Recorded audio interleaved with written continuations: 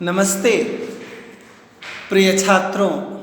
आज मैं बंकिम चंद्र चट्टोपाध्याय के द्वारा लिखित बंगला भाषा में एक कथा का हिंदी रूपांतरण जो आपकी पाठ्य पुस्तक में है लेकर मैं उपस्थित हूँ। तो सबसे पहले मैं बता दूँ कि इसका शीर्षक विचित्रः साक्षी। विचित्रः अद्भुत, विचित्र अजूबा, साक्षी गवाह। ऐसा गवाह जो विचित्र है। ओम प्रकाश ठाकुर द्वारा यह रूपांतरित है संस्कृत में। आइए हम लोग इस पाठ को पढ़ते हैं।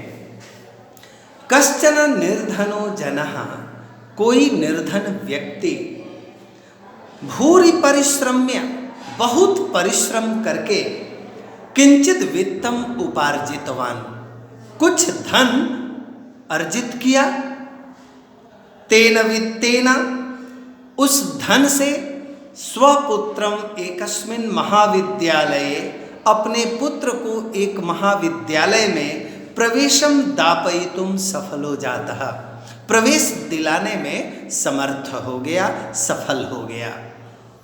तत्तनयः, उसका पुत्र, तत्रैव छात्रावासे निवसन, वहीं छात्रावास में रहते हुए अध्ययने संलग्नः समभूत, अध्ययन में लग गया। एकदा स पिता, एक बार वह पिता, तनुजस्य रुग्णताम आकर्ण्य, अपने पुत्र के बीमारी की अवस्था को जानकर, सुनकर व्याकुलो जातः, व्याकुल हो गया। पुत्रम द्रष्टुम च, और पुत्र को देखने के लिए प्रस्थितः, प्रस्थान किया। परम अर्थकार्ष्येन, लेकिन धन की कमी के कारण, अर्थकार्ष्येन, अर्थकार्ष्येन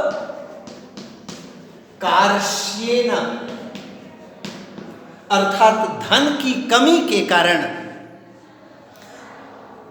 सह बसयानम विहाय, वह बस को छोड़कर, पदाति ही एव प्राचलत, पैदल ही चल दिया।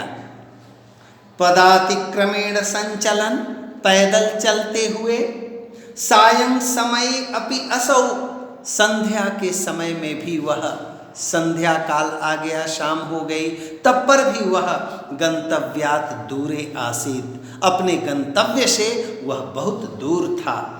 निशांधकारे प्रसृते विजने प्रदेशे, गहन अंधकार में, फैले हुए अंधकार में, सुनसान उस स्थान में, पदयात्रा न शुभावहा, जो पदयात्रा है, पैदल चलना है, वह कल्याणकारी नहीं है। एवं विचार्य सह, इस प्रकार विचार करके वह पार्श्व स्थित एक ग्रामे, नजदीक में स्थित एक गांव में, रात्रि निवासम कर्तुम, रात में निवास करने के लिए, कंचित गृहस्थम उपागतः, किसी गृहस्थ के पास गया।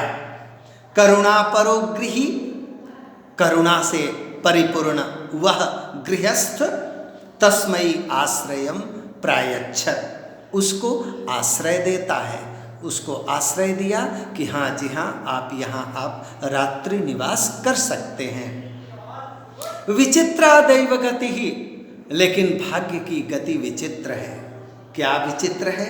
तो तस्याम एव रात्रौ, उसी रात में, तस्मिन् गृहे कश्चन चौरः, घर में ही कोई चोर, गृहाभ्यंतरम प्रविष्टः, घर के अंदर प्रवेश कर गया।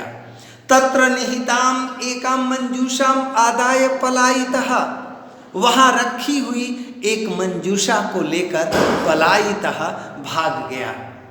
चौरस्य पादध्वनिना, चोर के पैर की आवाज से, प्रबुद्धो अतिथि, जगा हुआ वह अतिथि, चौर शंकया, चोर की आशंका से, तमन्वधावत, उसके पीछे पीछे दौड़ पड़ा। अग्रहणाच, और उसे पकड़ लिया। परम विचित्रम अघटत, लेकिन विचित्र घटना हो गई। चौरः एव उच्चैः क्रोशितुम आरभत, वह चोर ही ऊंची आवाज में क्रोशितुम आरभत, चिल्लाना शुरू कर दिया।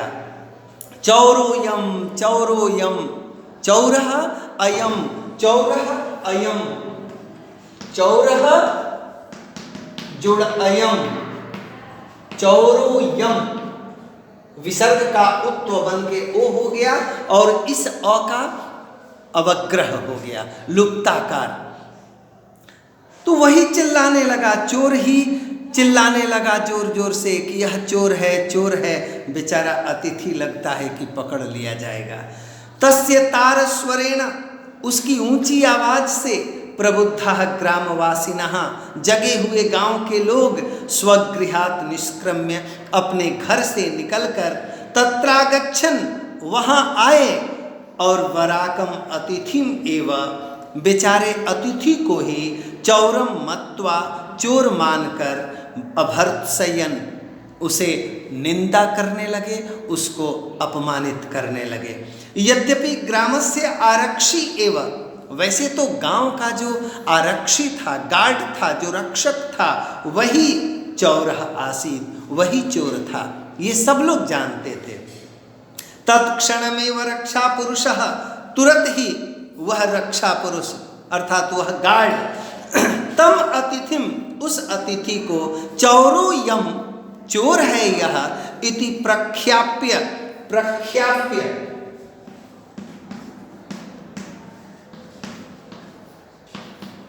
आरोपी मानकर, आरोपित करके कि यह चोर है, कारागृहे प्राक्षिपत, जेल में डाल दिया। तब क्या हुआ? अग्रिमे दिने सह आरक्षी, दूसरे दिन वह आरक्षी चौर्याभियोगे तम न्यायालयम नीतवान, उसको चोरी के आरोप में न्यायालय में लाया।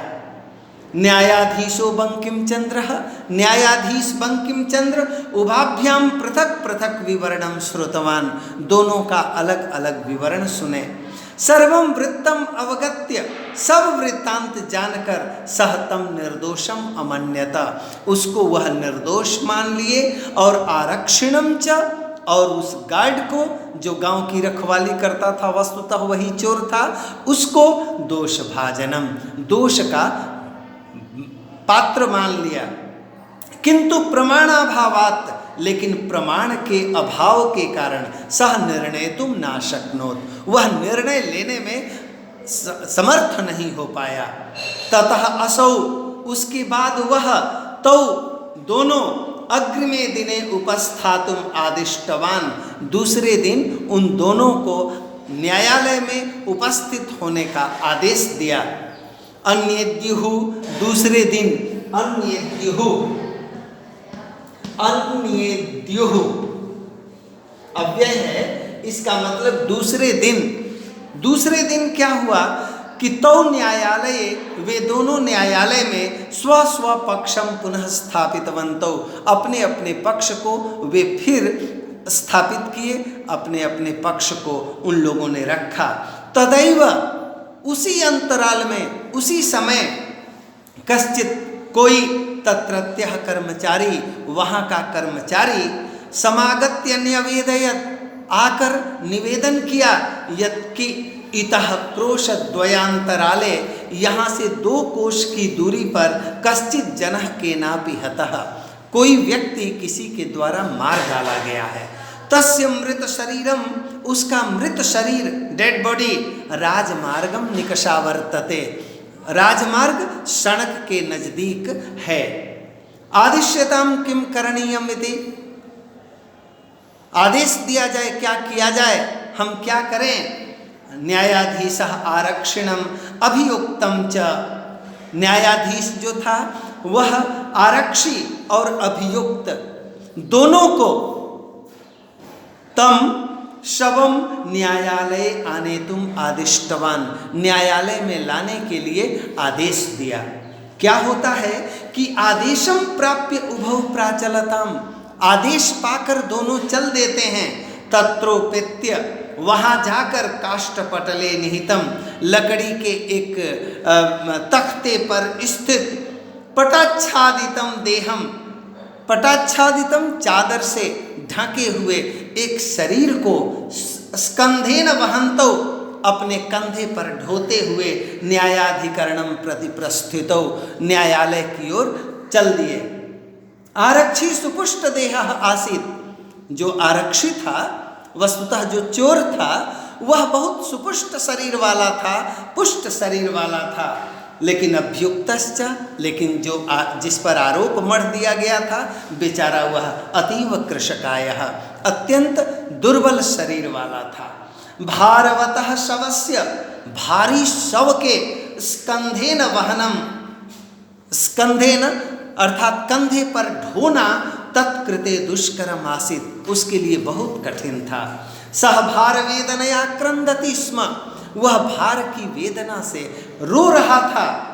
तस्य क्रंदनम निशम्य, उसके रोने की आवाज सुनकर मुदितः आरक्षी तमोवाच, जो प्रसन्न आरक्षी था, गार्ड था, वह प्रसन्न मन उससे कहा।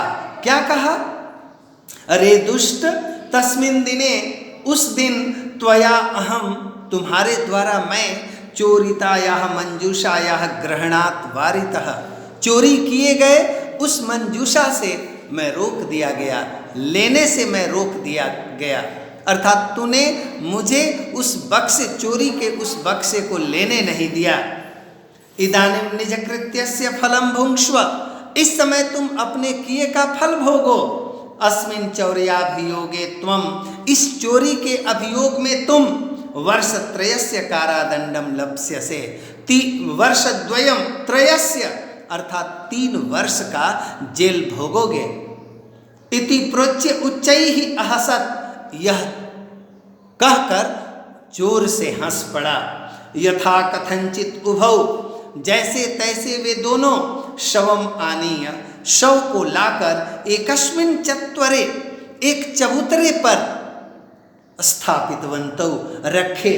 चत्वरे, चत्वरे अर्थात चबूतरे पर, स्थापितवन्तौ रखे।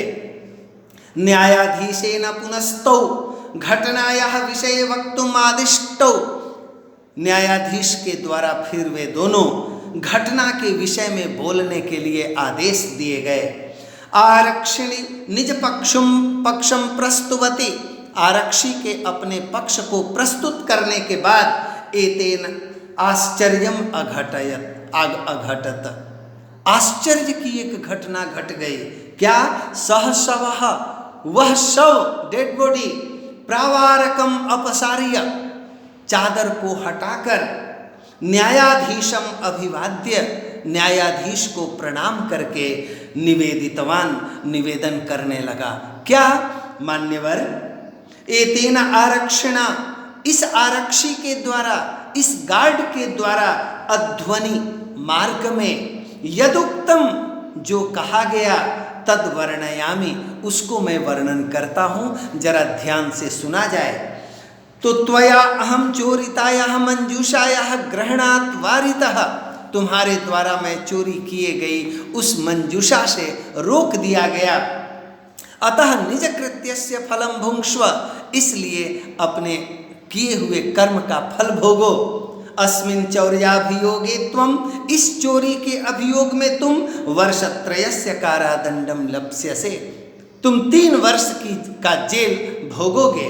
इति, ऐसा ऐसा कहकर वह डेड बॉडी चुप हो गया। न्यायाधीशः आरक्षिणे, न्यायाधीश आरक्षी को, कारादंडम आदेश्य, जेल का दंड, सजा देकर, तम जन्म, उस व्यक्ति को ससम्मानम मुक्तवान, सम्मान के साथ उसको मुक्त कर दिया। और इस प्रकार उसको दंड मिल गया, सजा मिल गई, और उचित और विचित्र साक्षी, वह डेड बॉडी, उसको अच्छी तरह से प्रमाणित भी कर दिया। अतएव उच्यते, इसीलिए कहा जाता है कि दुष्कराण्यपि कर्माणि, कठिन कार्य भी, मति वैभवशालिनः, जो बुद्धिमान लोग होते हैं ना, वो कठिन कार्य भी नीतिम युक्तिम समालंब्य, नीति और युक्ति दोनों को समालंब्य आधार मानकर लीलयैव प्रकुर्वते, आसानी से सहजता के साथ उसको संपादित कर देते हैं, पूरा कर देते हैं। अर्थात वह न्यायालय और न्यायाधीश की यह योजना ही थी कि डेड बॉडी की कल्पना, और वह डेड बॉडी ही आकर न्यायालय में सत्य बात बताएगा। और ये पूरी घटना वैसी ही हुई जो आश्चर्य की बात हुई, और आश्चर्यजनक रूप से वह डेड बॉडी इस केस को अच्छी तरह सुलझा दिया। तो हम देखते हैं कि वह साक्षी है, वह जो गवाह है विचित्र है। धन्यवाद। मुझे लगता है आप लोगों को यह पाठ अच्छी तरह से समझ में आया होगा। धन्यवाद।